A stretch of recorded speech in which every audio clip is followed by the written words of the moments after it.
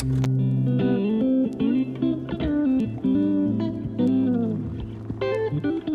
how's it going? I'm Adam, and welcome to my channel. Today we're going to be talking about probably my most used camera in my collection, the Yashica T3 Super. Most of you are probably already familiar with the iconic Yashica T4. Well, this is his older and less sexier brother. The T3 was released in 1990. It's a 35mm point-and-shoot camera, which means everything is automatic and all that you have to do is simply press the shutter. So if you're like me and often mess up exposure, this might be the camera for you.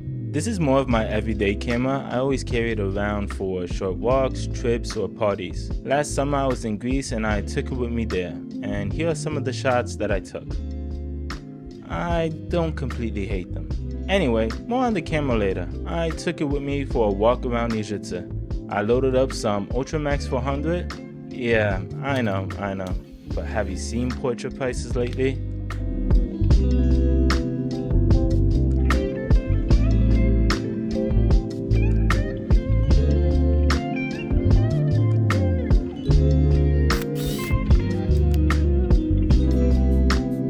I don't know why, but when I saw this, I immediately thought about the film Shark Tale. And just a friendly reminder, Shark Tale is a cinematic masterpiece.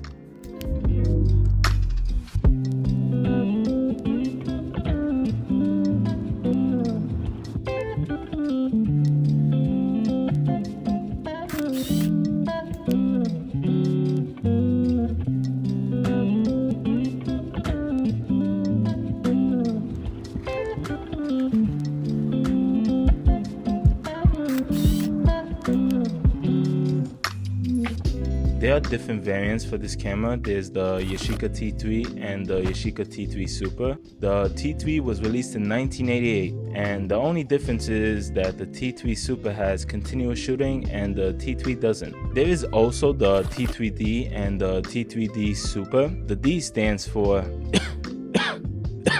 sorry, data back. Basically, you can imprint the date on the photo that was taken, but I've read somewhere that it only goes up to 2019, so it's pretty useless. I guess Yashica thought that the world would turn to crap in 2020. Wait.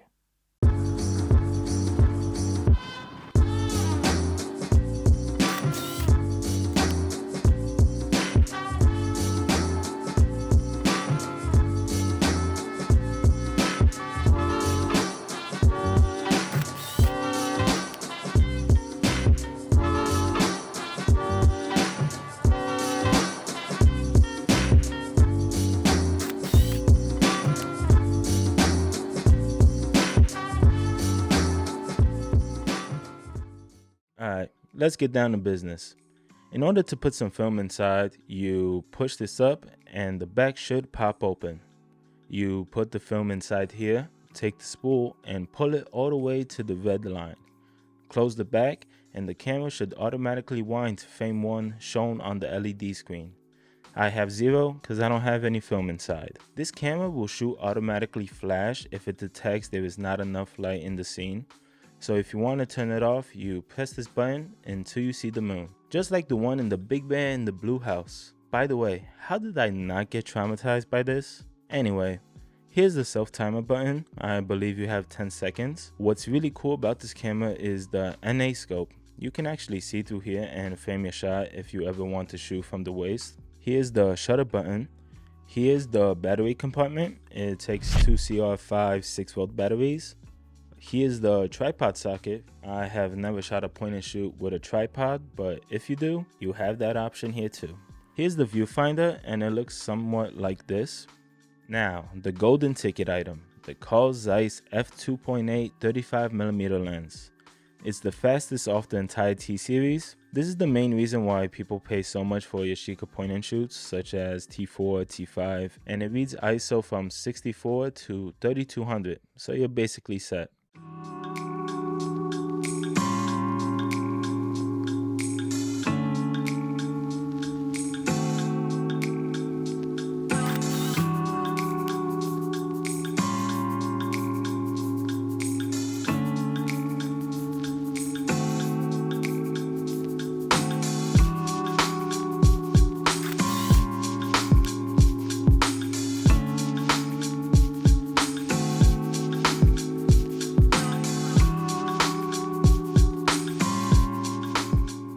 I really enjoyed this photo. I think Ultramax actually handled the colors beautifully.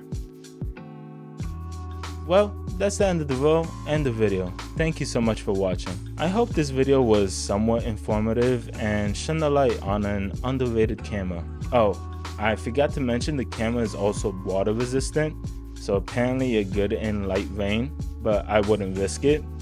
The manual also says don't do this. Yeah, so apparently don't wash your electronic point and shoot. Good to know. Good to know.